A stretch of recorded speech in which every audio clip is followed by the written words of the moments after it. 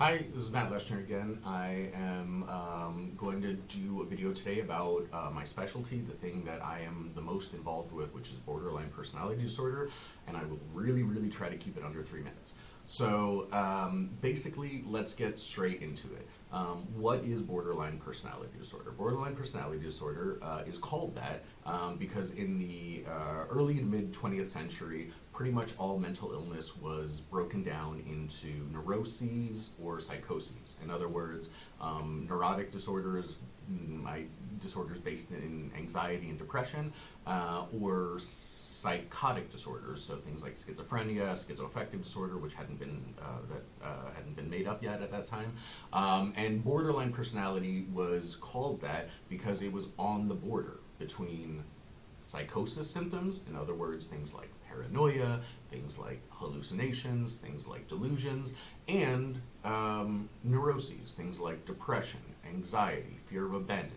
So let me just tell you, like, kind of some of the DSM criteria for borderline personality. So one of the main ones is frantic efforts to avoid being abandoned or avoid abandonment.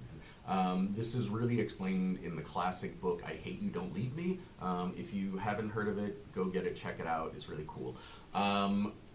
Unstable and intense interpersonal relationships, black and white. So like somebody is amazing right now, and then later they're the fucking worst. I could not stand this fucking person. They don't have a good sense of like who they are as an individual. If you ask a person with borderline personality, who are you, they'll often tell you like sort of characteristics of themselves. I'm tall, I'm good at this, I do that, this is my job, etc. But the deep down stuff, I'm a person who cares about this, these are my values, these are my ethics. A lot of that stuff is missing, and it's missing primarily because of trauma. Recurrent suicidal behavior is very common. I think I should make like its own video about that. Affective instability, meaning the mood shifts around a lot. You're like 1 minute you're happy, another minute you're sad, 1 minute you're laughing, the next minute you're lashing out. Chronic feelings of emptiness. That's a just like if you run into like somebody that's like, I constantly feel empty and I always have, that's often going to be borderline personality disorder. Inappropriate or intense anger. This is like the hallmark of borderline personality. This is what they're known for among really like non-psychiatry people, because it's the thing that gets the most attention. It's the thing that people notice a lot. And stress-related paranoia or dissociation.